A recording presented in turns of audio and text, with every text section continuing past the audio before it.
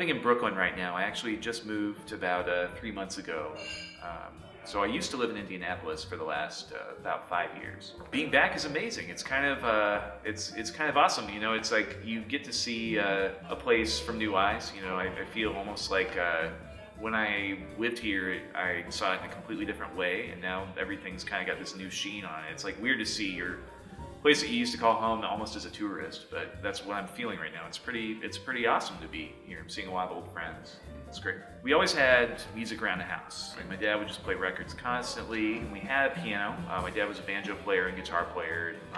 My mom would play a little piano from time to time again. I always really wanted to learn, but kind of the tipping point was sort of where I had a babysitter. Probably I was around 6 or 7 years old, and she would come over and practice on her little upright.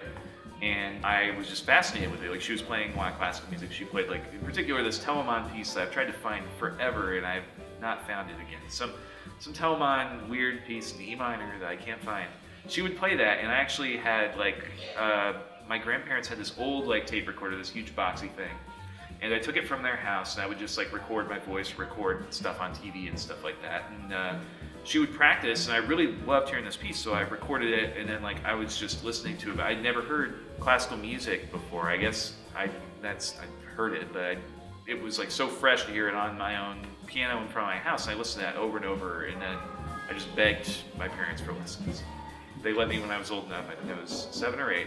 I was finally old enough to do that. I did the APA competition, I guess, 4 years ago when Aaron Deal was the name of the fellow. So that's the only experience I've had doing this, but it seems like it's kind of a different competition this time anyways, so it kind of feels like that. I'm not really used to competing, and it's kind of a weird, crazy experience that's never the same. I get nervous all the time. I guess I get nervous before I play, I get nervous while I'm playing, and then I'm nervous until the very end. But it was really weird. I was so nervous for my solo performance last year, and I was like so mortified when it was over, and I was just like so outside of myself. And I went back and listened to it later, and it was like, oh man, I shouldn't have freaked out like this.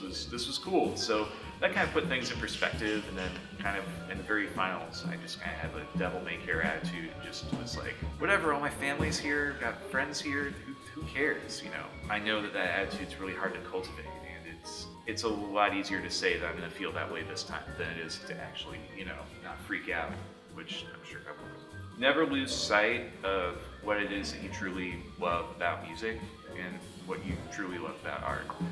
Like, it's so easy, like there's so many, like when you learn a musical instrument, you have a teacher, any teacher, you go to a music school, or you are around other musicians. There are all kinds of people who, whether they mean to or not, they're pushing a different musical agenda on you. And one of the things I've had to find really strongly is that the only stuff that I play that I really believe in is that stuff that's kind of always resonated with me. I mean, my tastes have broadened and things like that. I've grown and I've learned all kinds of stuff, but there's a little something of like the 17-year-old me that's always still there, and that's the ultimate decider of like whether what I did was cool or lame.